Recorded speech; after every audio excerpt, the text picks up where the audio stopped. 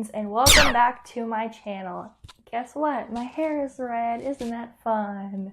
I got rid of that ugly mermaid hair issue that I had going on. So today we're going to be doing a paranormal story time because I haven't done one about my house since my very first video, so that's what we're going to be doing today. So let's go ahead and get into that mess. So today I'm going to be talking about a few incidences that happened at my parents' house before I moved out. You know, that's probably like where the spooky stuff really is during that time, because nothing really spooky happens here. Everything really terrifying happened over there at my haunted as fuck haunted house. So I'm going to be telling a little bit of like the short things in this video, because some of them are not long, some of them are just short, and then I'll get into like a little bit longer things. I really don't have very many long ones, like long drawn out stories. A lot of them are just incidences that have happened that scared me shitless. So the first one I'll talk about is one time my mom and I were talking in the living room, and I was facing her. She was sitting on the couch. The couch is faces backwards from the kitchen. So I was facing her while she was sitting on the couch, so I was facing the kitchen. And the fireplace was behind me. Behind me there's a fireplace and a mantle. The mantle has a few trinkets and stuff on it, and it has pictures, it has some statues, you know, that good stuff. I was talking to my mom, and I don't remember what we were talking about. Hey, Mitch. Don't know what we were talking about, but I know that we were talking about something serious, like I think about my cat or something, and near a statue that looked like my cat, my old cat, there's an angel statue. So I cannot fucking talk. As I was speaking to my mother, I think I mentioned my cat's name. His name was Hitsugaya, as in like, yeah, I'm such a freaking anime weeb. So I still like anime, okay? Like, I'm 23, I love anime, whatever. I mentioned Hitsu. His name is Hitsu. Hitsugaya. Well, my mom just called him Hitsu, so Hitsu. And so I mentioned his name, and right when I mentioned his name, the angel statue sitting next to his picture statue thing, it looks like him, this heavy fucking thing is thrown across the room, just like off the mantle, flies. And I'm lucky it didn't break, and it flew, and it hit the couch. Like, it flew, and the couch was a good 5-6 feet away from this mantle up against the wall. It was like really high up, and it flew. That pitch was trying to get its wings, like it was. So yeah, I shat myself. We continued talking though. We just put it back up and continued talking, because I mean, like, that was an everyday type of thing that happened, like, but still, like, it was right next to me, like, can you not? Number 2 is, I remember when I was in 9th grade, I got off the phone with my boyfriend, and I had a plug-in phone, you know, like attached phone. It wasn't like I had a cell phone or anything. I didn't get one until I was in 10th grade. So I had one of those plug-in phones that you plug into the wall. So I plugged it in. When I got off the phone, I hung up with him. And the phone cord was dangling off my bed because I was sitting at my computer, which was like right next to my bed. It was like a old time dinosaur, like old time, like from the 90s computer. Slow as shit piece of junk. I was sitting at my computer, I don't know, like staring off into space, I guess. And I look over and I see that out of the corner of my eye, I see that the phone cord is dangling, like slowly moving back and forth. Like that. And that was a little terrifying, because for one, how was that even happening? Like, there was no wind or anything. Like, it was like someone was actually physically moving it. And I'm like, I look over and I'm like, that's strange. And then the son of a bitch picks up, just blink up into the air and falls. And I actually didn't freak out. I'm surprised I didn't, but I didn't. I was just like, okay. So I put my hand on it, and the area was cold, and I just said, stop. Like, I'm not in the mood to deal with your shit. I don't want to hear it. I don't want to see it. And it stopped. I tell that one the most, just because it was strange. The next is my mom always hears knocks on the back door. Sometimes my dad's friends like to come over and knock on the back door. So we assume it's kind of what it is. However, I remember talking to my mom about the knocks, and right when she said that, there was a really loud knock at the back door. So my mom got up and checked, and no one was there. And you know, we have a deck, so you have to like walk across it, and it makes a lot of noise. So you couldn't just vanish into thin air unless you're a ghost, obviously. That happens still to this day that I'm aware of, because the last, you know, I don't talk to my mom, but you know, the last that I've heard from my grandma, who I do talk to, it still happens. Like she'll hear it and she'll go out there and there's no one there. Another time, it was the summer of 7th grade or 8th grade. I think it was 8th grade. Summer of 8th grade. I used to stay up a lot, like all night, stay up ridiculously late until like 6 in the morning. And I remember hearing a lot of noise coming from the kitchen, so I got up to go tell whoever it was to chill because they were being really loud.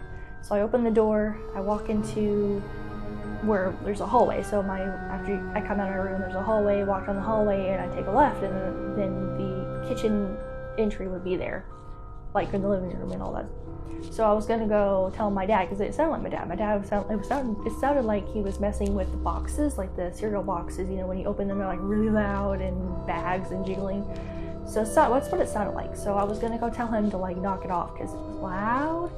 So I walk down the hall to his door, because his door was right there, and I noticed his door's locked. So I'm like, okay, it's not him. And so I checked my grandma. My grandma's locked. She's in her room. And my mom is in her room in the back of the house, because both of them are in the back of the house. There was no one else in the house. It was just me, and I wasn't doing it.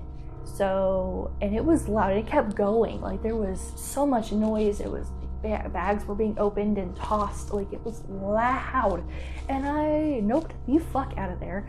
Went into my room and did not come out until morning because, well, okay, it was morning, but when my grandma got up, because fuck that shit. That was spooky, no thanks. I believe the backyard is the most haunted because a lot of times when I would have sleepovers back there, because there was a tune room where we had like instruments and stuff like that. And then my dad built a shack sort of thing.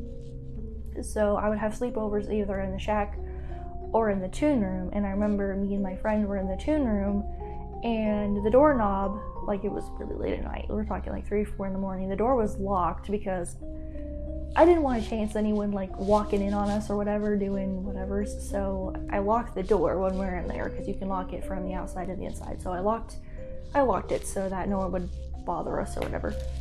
And me and my friend were just talking, and all of a sudden the door handle starts jiggling like no other. And I freak out because I'm like, what the hell? And my mom knows that I was out there. So unless she wanted my attention, she would say like, hey, open the door. But I didn't hear anything, and I asked who it was, and I didn't hear anything. And then it stopped after that.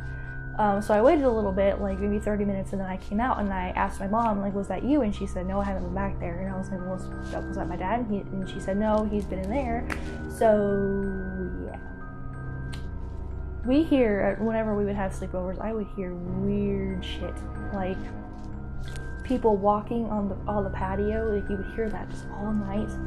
It sounded like things were being like tossed on the ceilings, because they were made of tin. You could hear like either like if an animal dropped on it, you hear like a thud. But it sounded like someone was just pelting stuff like on top of the roofs.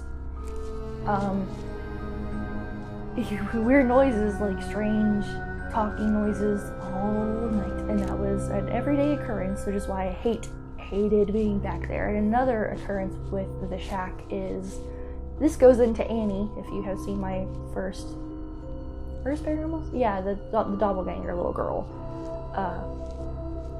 Her ass.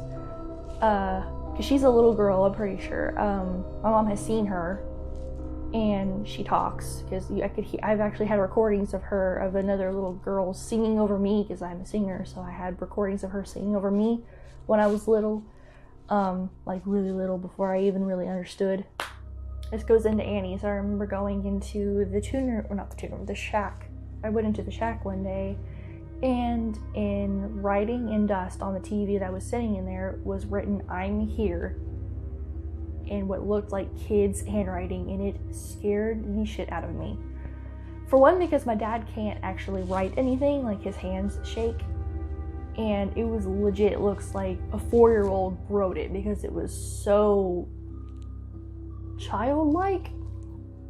That was disturbing as shit. The major part of this I saved until the end was I heard my dead grandparents talking to me when I was 4.